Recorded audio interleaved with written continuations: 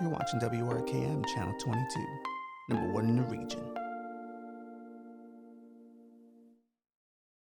The following WRKM broadcast for mature audiences only. As you can tell, we're in a smaller studio. The shot's a bit more up close. We're in a bit of a cramped space right now, but that's all right. That's all right. We'll make the most of it. This is going to be still a hell of a program. What we got today? It's Supreme Court. They don't like affirmative action. They certainly don't like anything else that involves students. So it is what it is. Supreme Court had one agenda in mind. Fuck them kids. Saturday night. That's how the talks we can't have when the sun is up.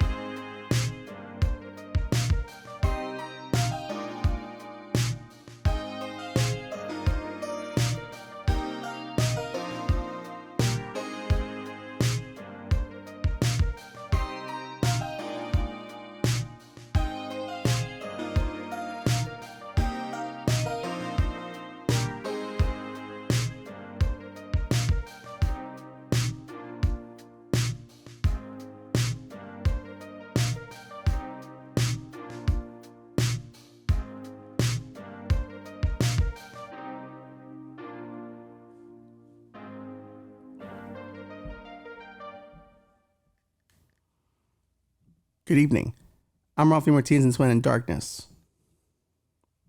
A smaller studio than WRKM promised us when we replaced Sammy to Stan, but we have not replaced Sammy to Stan.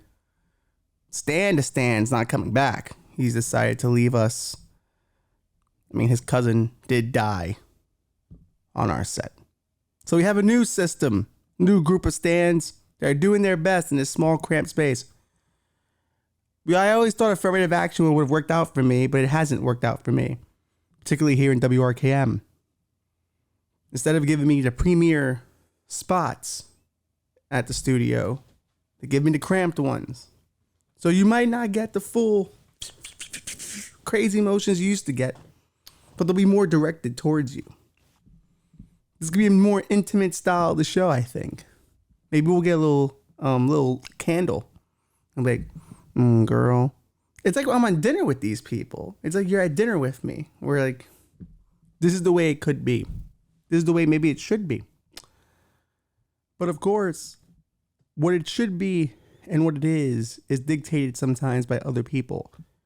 Other people who have lifetime jobs, such as the Supreme Court.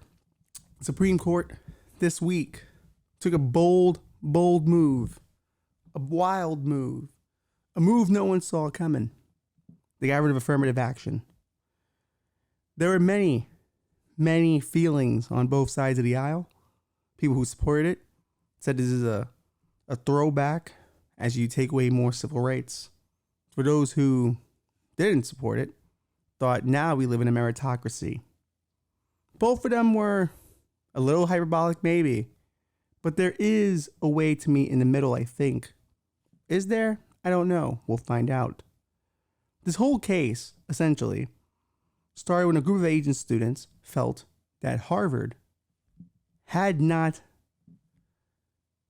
reviewed them correctly. They were not allowed to enter Harvard due to circumstances beyond their merit. They felt that affirmative action and the damn blacks and Latinos had ruined their opportunity to get into their dream school of Harvard. Was that true? Is it possible that they just weren't good enough? Is it possible they weren't interesting enough? Is it possible their essays were trash? I've written terrible college essays. That's why I did not go to an Ivy League school. If only it was so simple as checking the box Latino and Harvard would let me in, I would have done it. I would have been a great Harvard student. Me and Mark Zuckerberg would have hung out. Maybe I would be working at Facebook. Maybe if I get the chance to go to Harvard, I could be part of these elite institutions, these elite circles of power and money, so I too could have a better life. But that's not what happened for me. And that's not what happened for these students, apparently. It's interesting to me to see how, in order to get rid of affirmative action, Edward Bloom, who is a long-term conservative, one would say activist, strategist, was trying to get rid of affirmative action for years. When he realized that his white clientele, his cases with focusing on white students, was not working, he said, I gotta find another minority group. Because the can't do affirmative action with whites. I could get them Asians though. And he did. He recruited them into his lobby. Now, it's a little bizarre that we're looking at a case such as Harvard. Had you told me this was Hunter College or BMCC, I'd be like, well, there shouldn't be any race-based horseshit going on there. It's Hunter College. It's BMCC. But we're talking about the highest of elite institutions. Is it wrong for students at the highest of elite institutions to be looked at or considered by their race? Is it wrong for them to be looked at their economic background? Because that's the alternative. The alternative would be, well, I can't look at them as their race anymore, but I will look at their economic background, which, in order to do that, yeah, gotta have to talk about race. So it's affirmative action without the affirmative action. But let's hear some experts on the subject, as I am just some dude. CNBC. Heard from President Biden a short time ago saying he strongly disagrees with the decision. For more on how this will affect college admissions and the workforce those colleges send to corporate America, we bring in Danielle Holly-Walker of the Howard University School of Law, President-elect at Mount Holyoke, and Danny Cevallos, MSNBC legal analyst. Welcome, both of you. Danielle, I wonder if there are some potential impacts of this that everybody who's reacting might not realize, in that education is crucial to the future of the knowledge economy in this country. But will colleges, you think, be able to balance their classes now based on maybe economic factors or geographic factors that are measurable instead of using race and achieve a similar result? You know, I think we have some precedent for this. We have places like California and Michigan that have been trying race-neutral alternatives for a long time. And what we've seen is it does not make the same difference that being able to consider race as one of many factors does. So, for example, with Native American students, we saw them fall, almost 90% in terms of admissions in some states. So this affects most students of color who are Black, Latino, Latina, or Native American, Native Hawaiian. And I think we'll see some significant drop-offs in those enrollments. Oh, wait. The alternative has been tried, and it kind of doesn't work. Go figure. Go figure. What a country that you can have both systems, and one's clearly working above the other.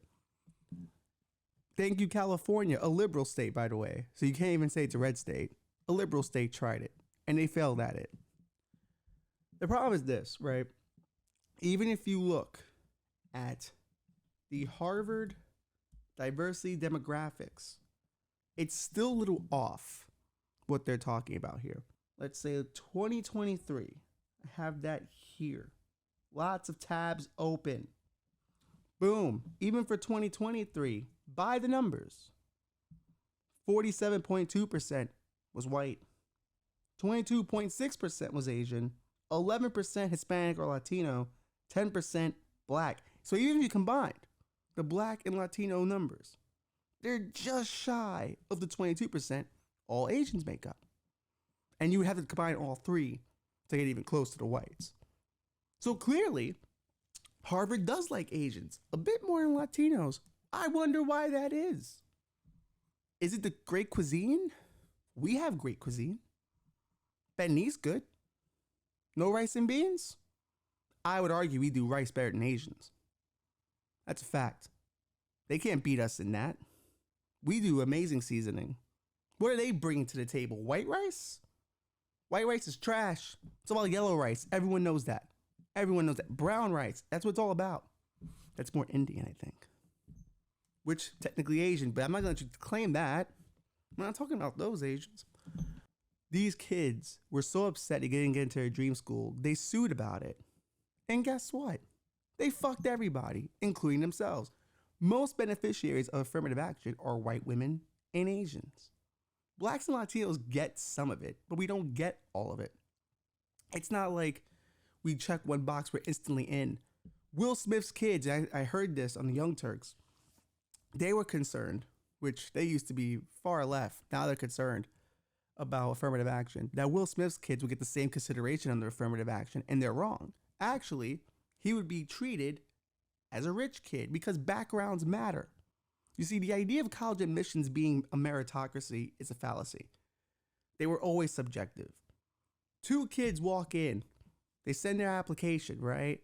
One's got 3.8, grew up in Compton, lost his dad to gang violence, had to work support his family, has the extracurriculars, versus a 4.0 white kid who grew up in Beverly Hills, pretty solid life, good income bracket.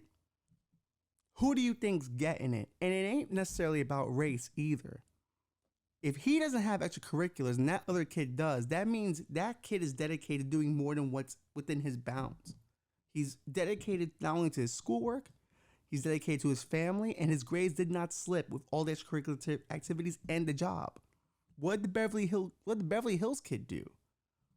The bare minimum, and what I would say is a more comfier situation. And even if you flip the demographics of that white kid, I guess he would be necessarily shot by gang violence, more like biker violence. That seems a bit more white. Even if you flipped it around, that white kid would probably be more considered than the affluent black kid because he shows more character. It was always built on character. College admissions, and I always thought this, was the first grift you ever learn. It's the first indication of how does one sell themselves as a product. I want to go to your university because here's what it does for me. I want to go to your university because here's what I'll become. And this is my background. And, you know, my mom's ugly. My dad's kind of a gargoyle. My cousin's in a wheelchair. Like, these are the things that would make up your essay. And you would go, wow, this kid's life is pretty shitty. His mom's hideous. Look at her. They would let that kid in. There are kids walking the earth today who have pretty decent grades but got into college because the essay was fire. And can you be upset about that? No, because this is a carny nation. Grades were always just a basis for how students got evaluated. See, in my generation, we fought against the SATs. All the SATs don't determine intelligence. It's who the person is. But ever since we started doing the who the person is, my generation got really weird about it because they weren't the ones that benefited. And it's weird to me that somehow we have become obsessed with this idea of the meritocracy in all things, when the truth is everything's subjective. Who you help, who you ally yourself with. When you go to a job, you give your resume. You have an immaculate resume. But if you flunk that interview, you're not getting into that job. The same way if you flunk that essay, you're not getting into that school. Race was just one tool of getting over. In pro wrestling, we talk about this all the time. How can you get over? You can get over with your wrestling. You can get over with your character, your promos, your merch, your catchphrases. They're tools to get over. This is a carny nation. From episode 1, we've been saying this is a carny nation.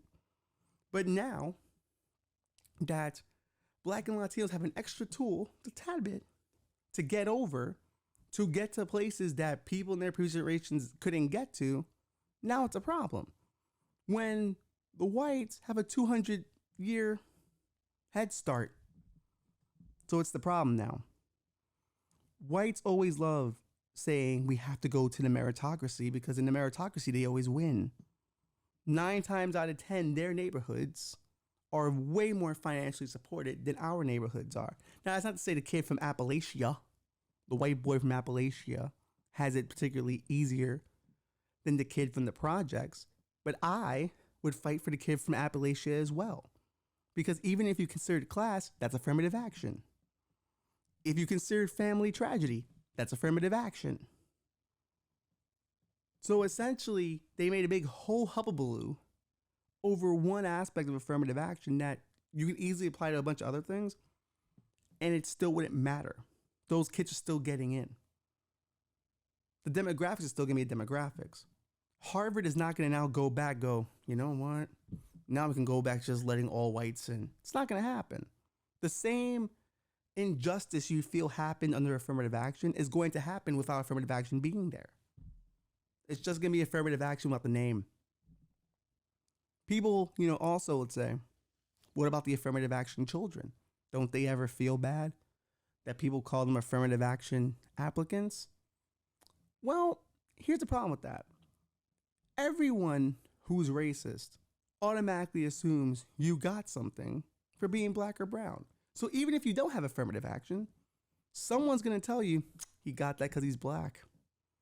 He got that because he's a Latino, diversity. You know how things are now. So you don't need affirmative action for that.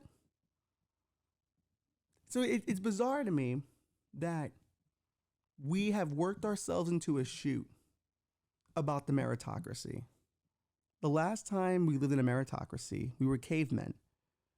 You ate what you killed your rivals, and that was that.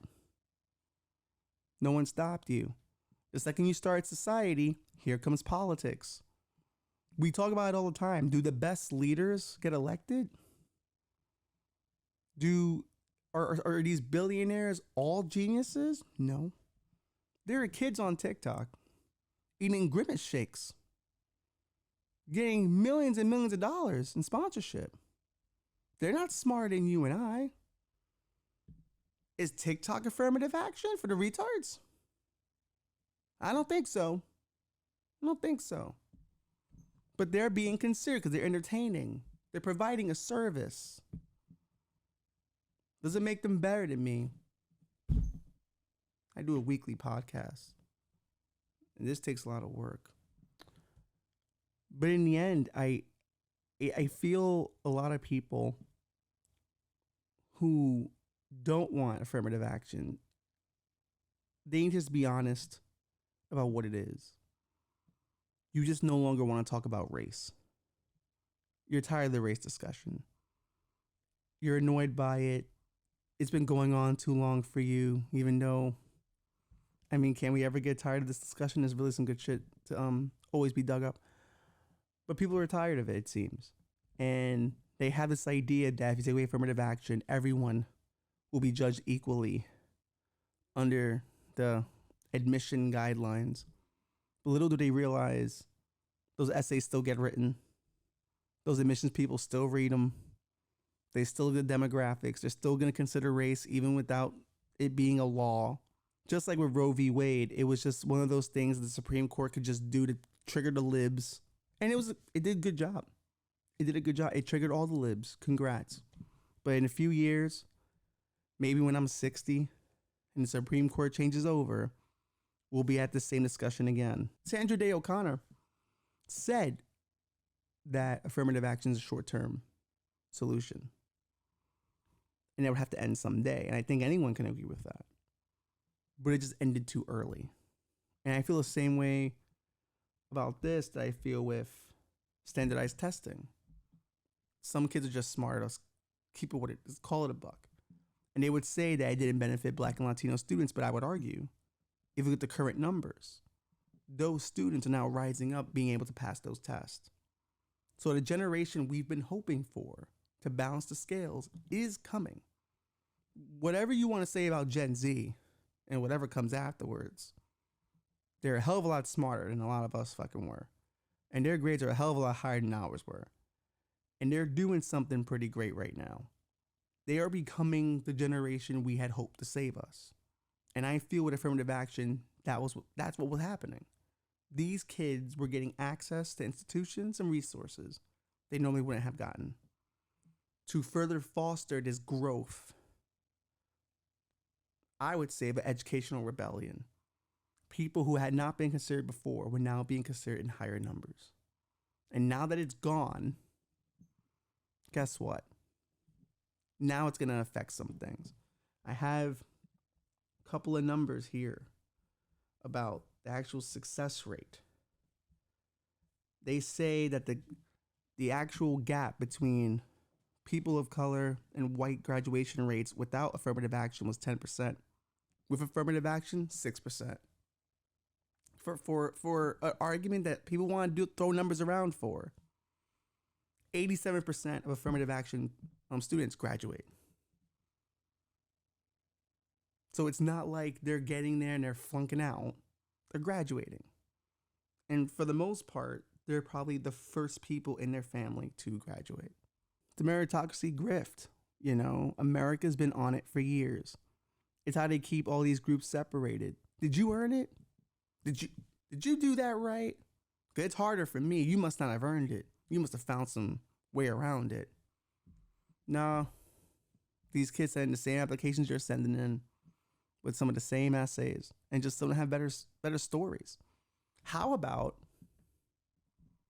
this might be a little tasteless, throw some tragedy in your life. You want to go to a good college? Throw some tragedy in your life. Get into a car accident. Chop your leg off. Start doing hard drugs early. I told Megan and Harry to do that last week. Start adding more trauma to your life. Maybe that's the solution.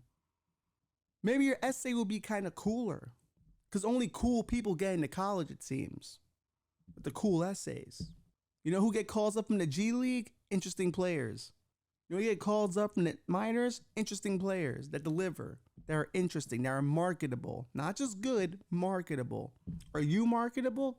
Gotta figure that out, buddy. Because for these kids, I hate to break it to you. If you got considered by Harvard, you could have gone anywhere. Truthfully speaking, you could have gone anywhere. Dartmouth was right there. Any other Ivy League school was there. You could have gone there. Maybe you're interesting enough for them.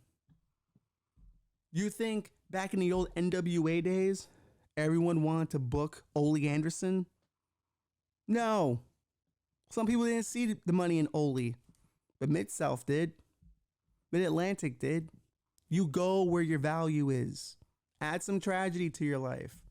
Had that kid survived the submarine, his college essay would have been flames. Gotta start lying. Start lying early. That's the number one rule they don't teach you in life, in high school, to lie. You're busy lying to your parents about where you are when you're fucking your boyfriend, but you can't lie on your goddamn college application? Now you want to be fucking holier than thou? Sorry. I have no sympathy. Get your college essay game up. Get your college essay game up. We've been doing this for years now. People do not get places off merit. You're an idiot if you think so. It's not how it works. That the merit is just to prove competency. Doesn't mean people are going to help you. Anyone can be competent, but can you be likable? Can someone stand you for longer than 20 minutes? My listeners seem to. Start lying. That's what they didn't do. It's not interesting. Who wants to hang around with non-interesting kids? I don't. I want only the most interesting students. I want the next Cornell West in my school. How am I going to get them? Gotta let in some black kids. They're the only ones with the cool slang. And to be honest, if you're going to repeal affirmative action, you're going to have to go after legacy admissions. Legacy admissions. 200 years where white people had a head start. Most legacy admissions are going to be what? White. How about you go after those? They won't. They can't. It's a policy issue. How about the donors? Hey, It's a mighty fine college you got here. Be really cool if you got a new library. Yeah? Yeah. You willing to pay for the library? Yeah. Just let my kid in. Cool. Happens all the time. It's all a rigged game. It was never a meritocracy. Everyone's using their individual privileges to get what they want. Why not blacks and Latinos? Why can we not have something that benefits us that's not necessarily equal to the millions and millions of dollars that donors can give and the millions and millions of dollars that legacy admission kids have? But all we wanted was a little slice of the pie. We just wanted to go, hey, please, sir, I'm a poor black Latino. I come from a hood that you might have seen in shows like Snowfall, movies like Save the Last Dance, things like Boys in the Hood. I come from there, and I'm just asking for an opportunity so I can be part of the Crimson. Is that okay? I've done all these extracurriculars. I took care of my mom. My dad is dead. I buried him myself. Can I go to college?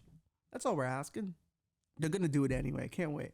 I can't wait for it to fall on its face. When affirmative action happens without affirmative action being in law, it's going to be great. There's still too many blacks in colleges. You want to do it economically, and guess what? Economically, we're fucked. So we win anyway. So should we cry that affirmative action's gone? Not cry. Definitely be mildly annoyed. But we should definitely be excited for the future. Because they just fucked themselves now. Because now if they do it economically, we're definitely in. Like, they can't even keep us out. We're definitely in if it's all economic. As if saying, fuck black and brown kids wasn't enough. They decided to say, fuck everyone else.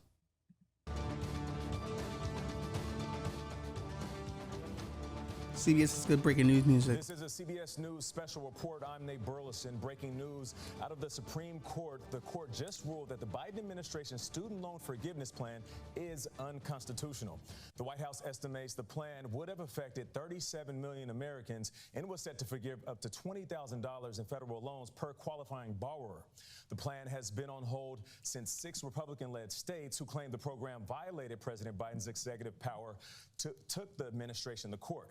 But the Biden administration argued the plan is permitted within the law and cited the HEROES Act, which allows the Secretary of Education to make changes related to student loans during national emergencies like the COVID pandemic. Chief Washington correspondent Major Garrett is outside the Supreme Court. Chief, good morning. Good morning, Nate, and welcome to the Supreme Court Plaza. As you said, in a 6-3 decision from the Supreme Court, writing on behalf of that majority, Chief Justice John Roberts addresses that question you raised right at the top, Nate. Did the HEROES Act, passed by Congress in 2003, give the Biden administration's Education Department the right to modify or amend that act to provide this student loan forgiveness? The court, through a 6-3 majority, says absolutely not. Let me read the main paragraph from the decision. The HEROES Act provides no authorization for the Secretary's plan when examined using the ordinary tools of statutory interpretation, let alone clear congressional authorization for such a program, meaning the court said Congress never intended for any administration to use the HEROES Act to waive all of this, or grant, rather, this loan forgiveness. What is interesting about this, Nate, is that this is an intent. No one has currently received any debt loan forgiveness. So the 37 million Americans who would benefit from this took out loans or received Pell Grants with the expectation they would have to repay them. That expectation that will now be realized yet again. There will be no forgiveness of this debt, even though the Biden administration argued strenuously before the court it had the right under the HEROES Act to do so, reading that law specifically, and the court said directly, it said it found no authorization for a debt forgiveness of this side. The financial implications of it, Nate, $400 billion, the estimated cost of this debt loan forgiveness, and about 16 million Americans would have qualified almost immediately to have their debt forgiven, at least in part or total. That will not happen, and the court has so ruled. Nate, back to you. Ain't that grand? A bunch of people could have had 20K in debt wiped out, but they don't want to do it because, no. Sounds like it was just a no. The problem I have with the Constitution in general is that it's almost untouchable, right? Like, we'll never have another constitutional convention because no one would benefit. But there comes a time where you're on the Supreme Court. Well, maybe, just maybe you go, hey, fuck the Constitution, huh? Fuck it. Fuck those old white dudes. They're not here no more. Thomas Jefferson's not going to wag his finger from heaven. Let's do what the fuck we want to do. Let's wipe out the debt. And they have no real reasoning for not doing it that makes sense to anyone's life. 20K wiped out from people's debts, life-changing money. We just got through a pandemic. People are suffering. People can't even pay that debt. Now you want to pick up the fucking bill? Because essentially we created a country where quote unquote meritocracy. Remember that we quote unquote meritocracy. People went to school, got college degrees, can't do a goddamn thing with them, and now they're in fucking huge debt. Debt they can't get rid of. Even if they die, that debt doesn't go anywhere. It goes to your kids. Like it's debt is transferable. It doesn't even stop when you're dead. So we've created zombie debt.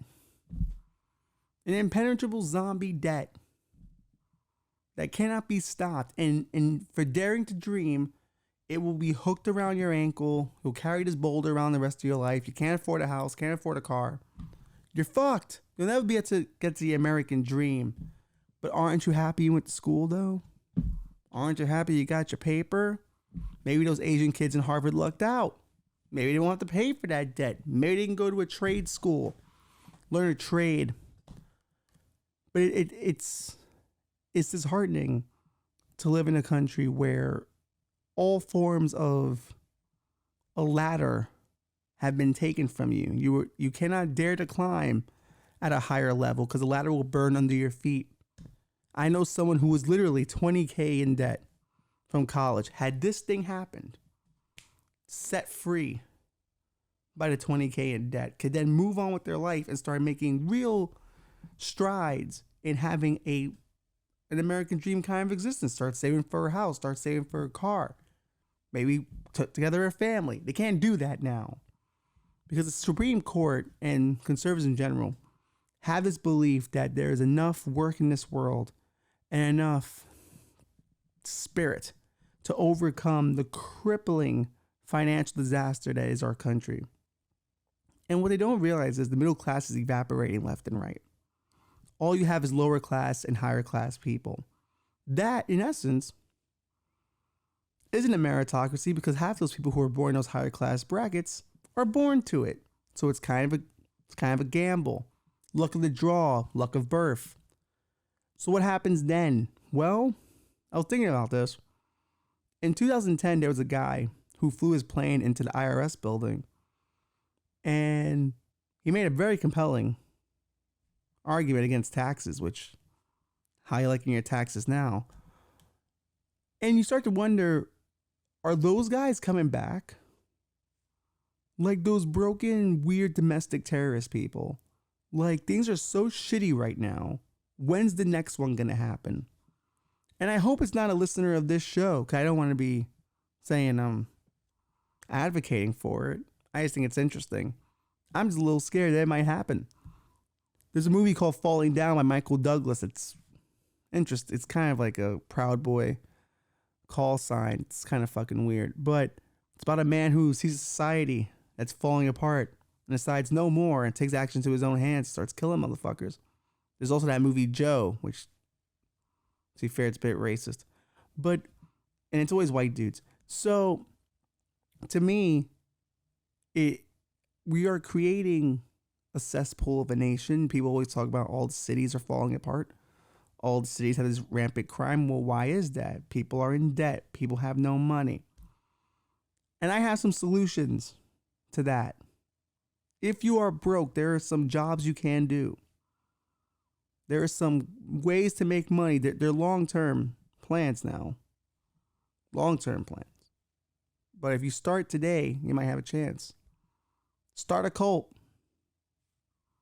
Start a cult. In this era of half truths and spirituality. Make a religion. It worked for L. Ron Hubbard. Start small, though. You always got to start small. You don't want to start saying you did miracles. You just want to be a cool guy that has some good advice and a few people listen to you. Then you start going, you got visions. And when you have visions, keep the visions kind of low, not like future predictions, just stuff that can happen. Like, I predict you will have some money coming your way someday. And someone happens to find $20 on the street. You say I would find money. I did say you would find money. So now you've got them believing that you got something going on. Study all the great religions. Study all the great prophets. Study Jim Jones. He had a fantastic way of speaking. You have to be captivating to do this grift, but it's a solid grift to be doing. I think the cult leader grift is one I missed out on. I think I could have been a great cult leader, but I dedicated my life to being a normal person. But I could have been a fantastic cult leader. I could have been millions of dollars rich, knee deep in lots of women. I would have had at least 25 children by now, all named Ralph, because that's part of the religion. Everyone would have to name their son Ralph to continue my lineage. Starting a cult's not a bad idea. You're offering hope, and people need hope right now. This is sad times. In the 70s, why cults and cult leaders were so huge. It was sad times. The economy was falling apart. We're back there again. We need new cult leaders. So if your college debt is too much for you, start a cult. Start reading other books. Start taking things here and there. Take a little bit of Jesus, a little bit of Muhammad. I would say look at some Charles Manson, because you want to have a good buffer of ideas. You want to you kind of want to know what the extremes are. There's Jesus and there's Charles Manson. You kind of want to be in the in-between, all right?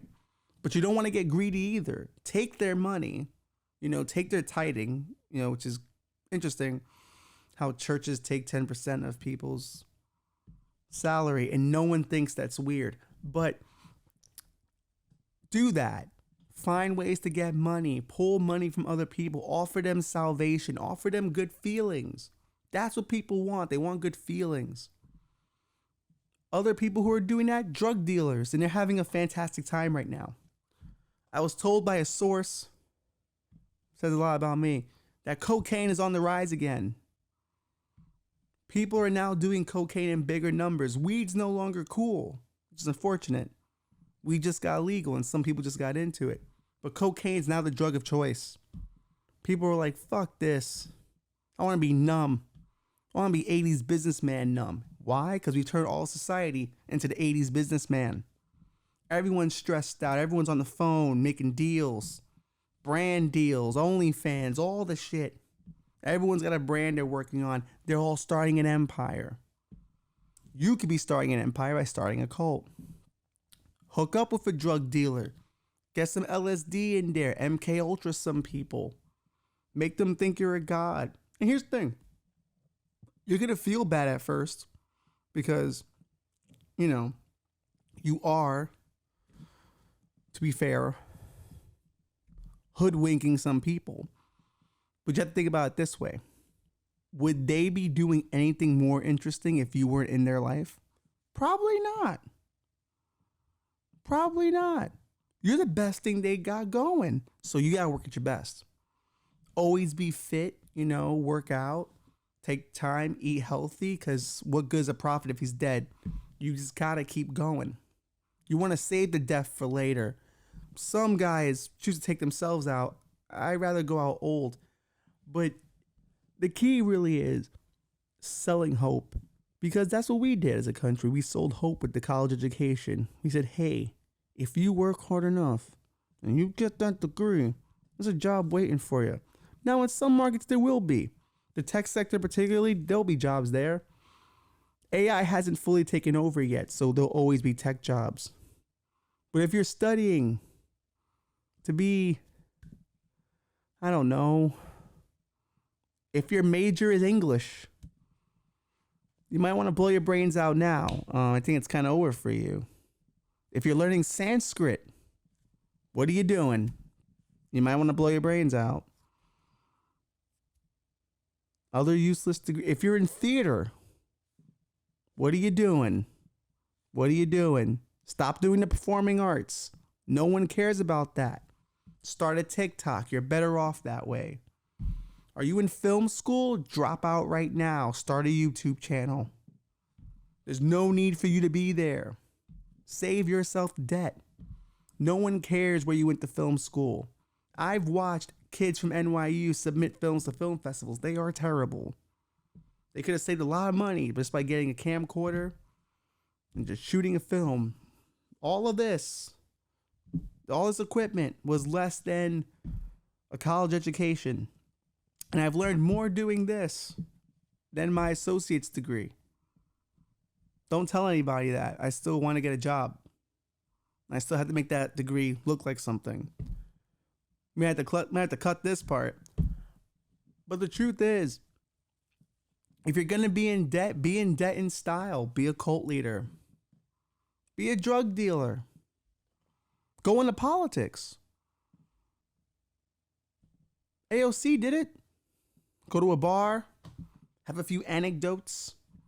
People think you're smart. You know what you should do? You should run. Yeah, I should run.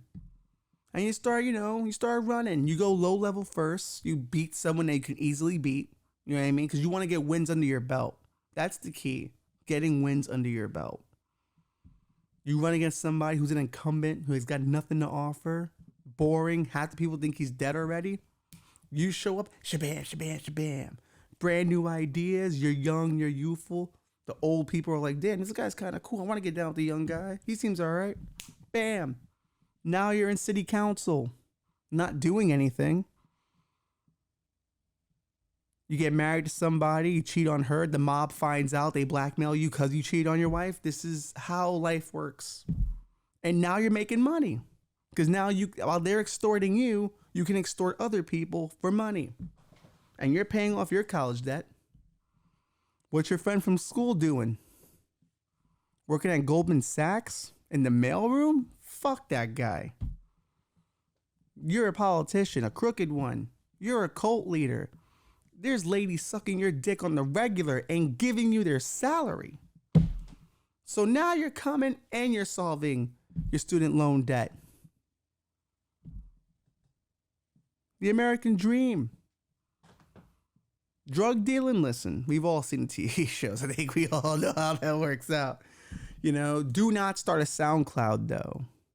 Do not become a rapper. Now, do not. It does not work. The era of all the other guys getting in through SoundCloud, that's over now. They've closed that gate. It's too late. If you're 45 with a SoundCloud, come on, man. It's kind of over. It's kind of over. I hate to break it to you, but what you could do, find another rapper who's better than you and pretend you know the business. Hey, I got 1,000 streams once. What? Take me under your wing. Now you're extorting him. Now you're paying your college debt. It's time to stop doing things honestly. It's the age of the grift. Had people been grifting since their admission to college, they would be fucking farther ahead. Am I wrong? Tell me when I'm telling lies, as CM Punk would say. I'm probably telling a little bit of a lie, but it's not the point. It's not the point. I'm not going to say go rob people. Legally do it. Start a hedge fund. Get a couple of your friends together. Pull some money together. Start working the penny stocks. Start a YouTube channel where you talk about stock. Put up fake numbers that your portfolio is doing so amazingly well. People will believe it. They won't question you. They never question anybody. Do an Andrew Tate. Start a webcam service for hot chicks. Digital pimping, fair, but it is what it is. Some hoes need guidance. And if you are a hoe who don't need no guidance, start an OnlyFans. I would tell you to go learn a trade, but what's the point in that, really? They're not going to pay you well either. You'll make more money grifting than you will at a normal job. Whose fault is that? I don't know. Maybe it's our fault because we like to be entertained by grifters. We like being caught up in the woo. How's he gonna get out of this one? Start cooking meth. Learn that. Cooking meth sounds fun. You gotta wear a gas mask and a suit all the time. But you're a chemist at that point. If you are in school right now for a chemistry degree, start cooking meth on your off hours. Because you're gonna have to pay that debt somehow. Biker gangs will find you and they will buy your meth. A job that's gonna pay you what? $17 an hour? In New York City? You ain't clearing that debt. Or you can just, live your life, have a family, and leave that debt to your children. I mean, make it their problem. You raised them. Why not make it their problem? That's the way I look at it. Their lives should be negatively affected by me in some way while I'm gone. Throw some debt their way. It builds character. They'll have to pick themselves up from their bootstraps to fix my problems because I couldn't pick myself up from my bootstraps to fix my own problems. The key of being a cult leader is don't get too greedy. But everyone gets too greedy. Everyone wants more women, more money, more property, more stuff. Just do it just enough to clear your debt. And after you're done clearing your debt, do it a little bit longer, get yourself a nest egg, and disappear. And then have people say, our great prophet disappeared into the ether because the Lord took him. And now you're on the Cayman Islands having pina coladas after scamming a bunch of people to pay your college debt. Ain't nothing wrong with it. Ain't nothing wrong with it. America fucking scammed you, and now you're scamming everybody else. I don't know why I'm dancing like this. I don't know if this is a pina colada dance. But it is now. Just drink your have your pina colada.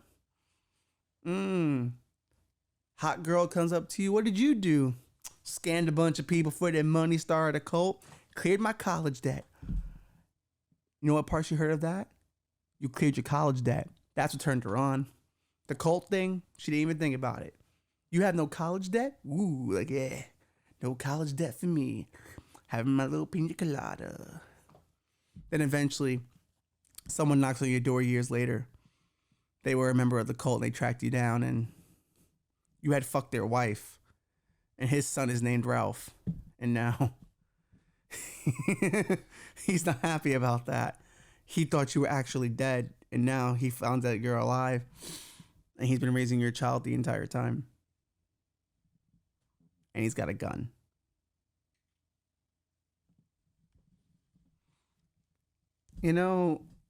It's not easy. It's not easy. I'm going to leave you with that cliffhanger. I'm going to tell you how that story ends. Because there's a few ways that story can end. I'm pretty good with the shit talking, but maybe naming all the kids Ralph was an issue. Maybe that's what was. I think he could get over. I think he could get over me banging his wife, but I think the idea of having to raise a kid named Ralph is just like, wait a minute. Not only did this guy bring me in his cult, he banged my wife, and then he had the audacity to name a kid Ralph, and now I'm raising him. And like I got my pina colada in my hand, and the girl I just met on the beach comes out like, what's going on, Miguel? I've changed my name by this point.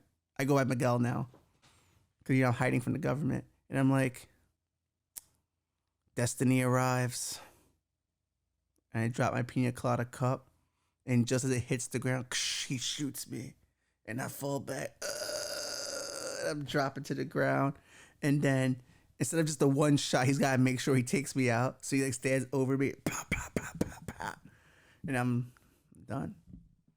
All because I wanted to clear some college debt.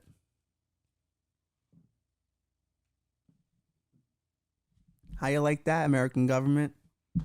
How you like that, Supreme Court? That's what you're going to cause. Me getting shot in the Cayman Islands with my pina colada. All because I wanted to start a cult and clear some college debt. It's hard out here for a pimp. R.I.P. to of the universe, Ralph. I wonder what our canon events would be. If you watch Across the Spider-Verse, you'll understand what I'm talking about. What would our canon events be? Like, was the canon event choosing not to go to college? But then, I feel like there has to be a universe where I did go, and I did apply myself. Maybe the canon event is having the idea of being a cult leader, but we both go about it different ways. I don't know. But I do think I could have been great. I could have been a Hall of Famer. All-time, what's my all-time Hall of Fame numbers? I could have at least had like 30,000 people under my fucking wing, dog. 30,000. At least 4 properties. Probably could have made like at least $5 million. Had like 14 concubines. 25 children for sure. And at least 12 husbands who wanted to kill me after. But just that one guy found me. Because he was so dedicated. Like, I just think, like, he leaves the compound once I'm gone. And they're like, Ralph's not here anymore. What do you mean he's not here anymore? He just disappeared. And he's now with the ether. He's now with all things. Well, I don't fucking believe that one bit. You better come pay child support for this goddamn kid that ain't mine. Then he starts like tracking the bank accounts and who transferred where. He's on a plane and like he's sitting next to somebody. And someone's like, oh, what brings you to Cayman Islands? He's like, visiting a friend. Visiting an old friend. And it's like, oh, okay. Intense. Gotcha. Does he know you're coming? Oh, no. He doesn't know I'm coming. But he'll see me, though. He'll see me. And you're like, damn. Why is this dude so intense going to the Cayman Islands? He can't get his gun through the airport, so someone's got to have a gun ready for him. So maybe one of the other husbands might have figured out a way to get a gun there to him. And he picks it up after the airport. And he's got me. Knocks on that door. Nice Cayman Islands hut by the beach. I've just made love to this beautiful local woman. Yep. Ain't that something? And then I walk out. I'm naked, of course. I'm naked in this scenario. So if you're listening at home and watching, I'm fully naked here. Dick dangling and everything. So he's got me by the balls, literally. And, you know, he just puts a bullet in me. Airs me out. Probably shoots my dick. You know. Some symbolic bullshit. All because I wanted to clear some college debt. And he goes back to the wife. That's the thing about it. Like, he's going back to the wife. Like, it's just weird. She's like, where were you? Had to go do something. But you've been gone for 14 days. But then, like, I wonder, like, he knows the kid's mine. So, like, he'll never look at the kid the right way, you know? He'll always have an anger towards that kid. And that kid will feel, like, really guilty once he finds out the truth. And he'll put that in his college essay. And he'll get into college. I am actually the son of a cult leader. My dad killed this cult leader. And I've been struggling ever since. Is it okay if I attend your university? And someone will go, you know what? That's the kind of diversity we need here. I'll get in.